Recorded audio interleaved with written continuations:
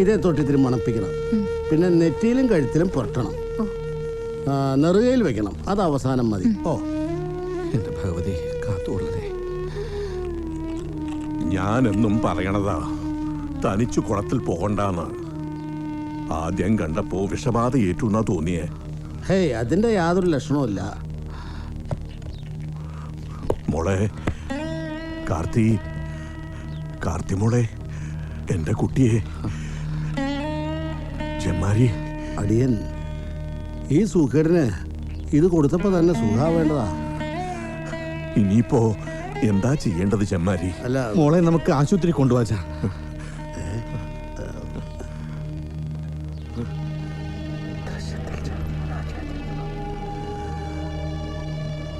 വേണ്ട വേണ്ട.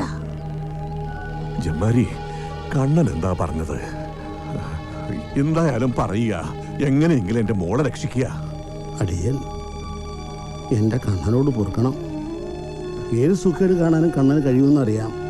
പക്ഷേ തമ്പ്രാട്ടിക്കുട്ടിക്കാവുമ്പോൾ പറയുന്ന ചികിത്സ ചെയ്യാൻ പറ്റില്ല. തെളിച്ച് പറയുക എന്റെ ജമ്മാരി. അടിയൻ പ്രാണചികിത്സ ഇതിനെ വിളിച്ചിട്ടുള്ളതാ. ഓ, അത് ചെയ്യാനാ കണ്ണൻ പറയുന്നത്. ചെയ്യാലോ, ഏത് ചികിത്സയും നോക്കാം എന്റെ മോളെ. തൊട്ടുകൂടായ്മ ഉള്ളപ്പോ